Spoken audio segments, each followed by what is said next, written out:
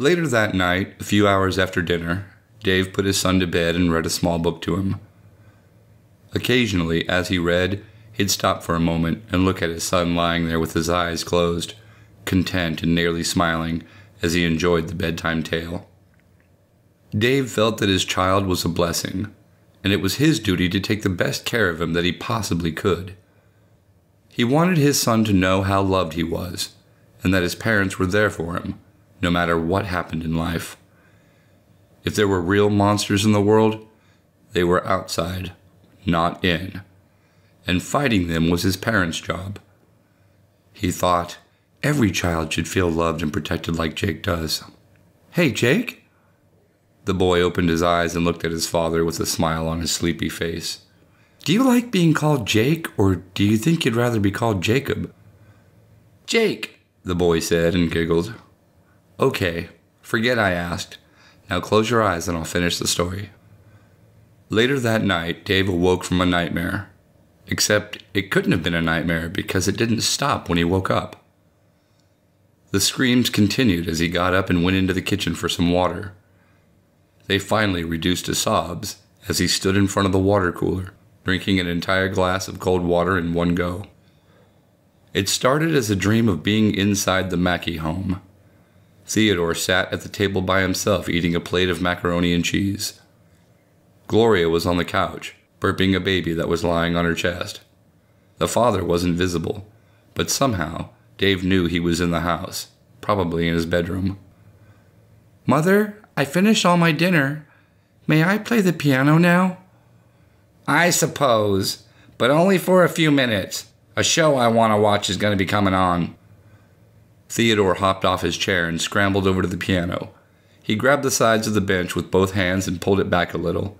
He pushed up the fallboard and climbed up on the bench. Stretching his fingers as far as he could, he played a C major chord with his left hand and immediately smiled at the sound. He wished he could reach the pedals. Something inside him told him when he needed to press on them, and for how long. He'd never had a lesson, but he knew. He played the C chord again, and then began to gingerly tap out a melody with his right hand. His left strained to reach the keys for a G chord, as his right hand continued dancing lightly over the higher keys. Gloria and Ron did not understand how it was possible for Teddy to play the piano, but rather than thinking of their child as gifted, they thought of him as simply weird. What kind of 5-year-old wants to waste his time playing a piano? And what little kid insists on being called Theodore, for God's sake? That was no kind of name for a little boy. It was as if they were raising an old man in a child's body. As Theodore lost himself in the tune he was composing, he played faster and louder.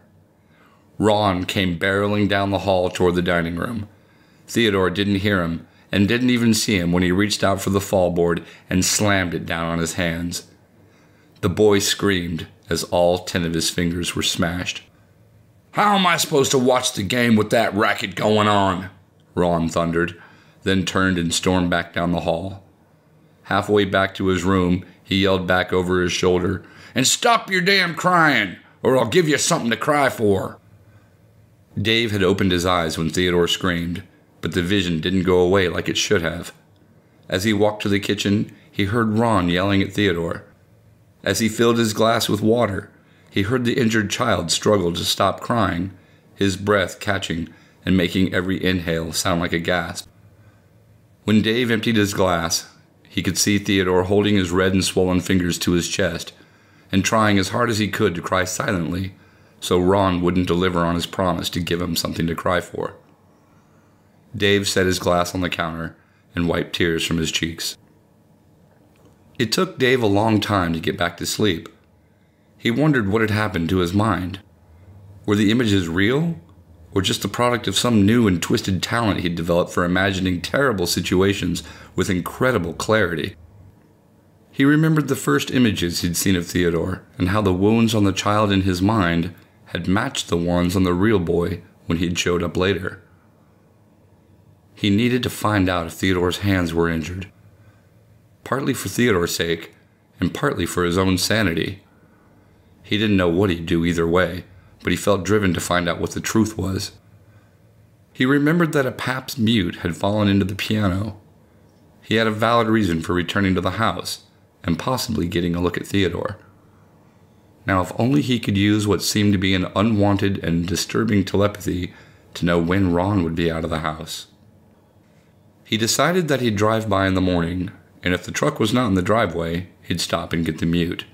If it was, he'd just keep going and try to put the matter out of his mind. With a plan in place, he finally dozed off into a dreamless sleep. "Are you all right, babe?" "Yes, of course. Why?" Dave stood in front of the stove eating bacon that had drained onto paper towels earlier that morning. "I heard you get up last night. Then you tossed and turned when you came back to bed. Then I couldn't wake you for breakfast. Was your stomach bothering you again?" "Not at all. I'm fine. Just a little bothered by something that happened on a job. I'll tell you about it later." Nikki frowned, then kissed the back of Dave's neck, raising goosebumps along the back of his arms. "Don't start," he said, laughing. "I've got to run an errand. Then I'll tend to you when I get back." "Are you sure?" she teased. "Jake's on a play date at Petey's. We have the house to ourselves right now." "Tempting. Very tempting," he said, stuffing another full slice of crispy bacon into his mouth. "But I'd be too distracted to give you the attention you deserve." "Rain check?" he asked, turning around and wiping his mouth before giving his wife a quick peck on her lips. "Okay. I guess I'll go work out then. Naked, since I have the house to myself."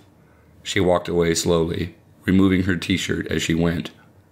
Dave looked at her smooth tan back and was tempted to follow her, but he was determined to solve the disturbing puzzle that was planted in his mind. He shook his head and called out, "I'll be back as soon as I can," then headed out to his car.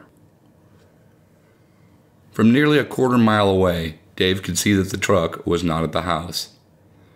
For the most part, the terrible feeling from the dream had faded, but he could still recall every frame of the mental movie with perfect clarity. It did not fade away, as dream images would have done. He called up his tasks and repeated them to himself. Get the Mute, try to see Theodore's hands, go home, and make love to Nikki. Easy peasy. He told himself that Theodore would be fine, not counting the fat lip and the black eye, but his hands would be fine. Then he could forget about the dream vision thing and resume his normal life. He didn't actually know what had happened to Theodore. Randomly appearing images in his mind was insufficient cause to assume the boy was being abused. As soon as he told himself that, he recalled Ron yanking the child up from the floor and dragging him out of the room. He thought of the way Ron had pushed the door into him and then yelled, "Who the hell are you?" He knew what he'd done, and it didn't even occur to him to apologize or ask if Dave was okay. He parked the car and looked down the street, making sure that Ron's truck wasn't coming. He grabbed his tool bag and walked quickly to the front door. He knocked and waited, trying to clear his mind. He would go by the facts, not speculation. Gloria opened the door and looked at him, wrinkling her brow. "Hi, I'm sorry to bother you, but I dropped a small tool inside your piano yesterday, and I was wondering if I could just retrieve it real quick. It'll only take a few minutes." "Yeah, okay," she said, opening the screen door. When Dave walked in, it seemed that the odor inside the house beckoned the disturbing mental images from last night and the day before. He forced his mind to clear and keep focused on the task at hand. He glanced left and right without moving his head, hoping to spot Theodore.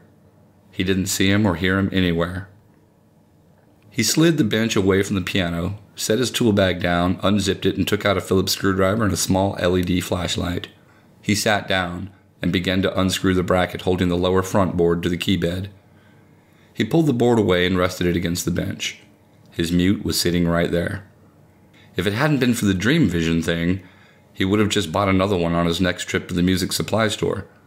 They weren't expensive, and it would be worth it to not have to come back here. But now he had it and was putting the board back, then screwing the bracket back in place, and still no sign of Theodore. "Has Teddy had a chance to try the piano yet?" Not really. It'll be a while before he can get around to trying it out." Oh, really? Is he pretty busy lately? You might have noticed he's a bit of a klutz. Never watches where he's going. And last night, well, he fell and hurt his fingers. Chills went down Dave's back. He wanted to ask, all of them? But felt that would be an odd question. He had his confirmation. He didn't need to verify that every finger was injured. She'd just given him what he came for. Mommy! Theodore called out from behind a closed door. I'm done! Just a minute! She yelled back. Are you all finished up? I forgot your name. Dave. And yes, I'm finished. Thank you for letting me in, and again, I'm sorry to have bothered you. Have a great day, Mrs. Mackey. You too, she said, and watched him walk to the door and leave the house. Dave knew exactly what Theodore needed. He was in the bathroom, sitting on the toilet, and was unable to wipe himself because of the injuries to both of his hands. Dave, what's wrong? You look terrible. Let's go in the back, he said, dropping his keys on the table as he walked by and exited through the sliding glass door to the back patio. He dropped into a chair and sighed. Do you want anything to drink? Nikki asked from the kitchen. A beer, he called out. Nikki came out with 2 bottles of water and sat down. What's going on, Dave? There's a man abusing his child, he just blurted, getting right to the heart of it with no preamble. As terrible as that is, thousands of children are abused every day. What does this one have to do with you? Dave pushed his fingers back through his hair and wondered how much he should tell his wife. He took the cap off the Dasani bottle and drank half of it before responding. For one thing, I'm intimately aware of this particular child's abuse. He's not just a statistic. He's also probably extremely gifted and very intelligent, and somehow that makes it feel worse to know what's happening to him. In another family, he'd be praised and encouraged to develop his skills. But in this one, his spirit is being crushed and his body is being broken. Whoa, you better start from the beginning. You've never said anything about this. How long have you known this was going on? I just found out yesterday. You learned all about this child yesterday? On a tuning job? Yes, you're right. I'll start from the beginning.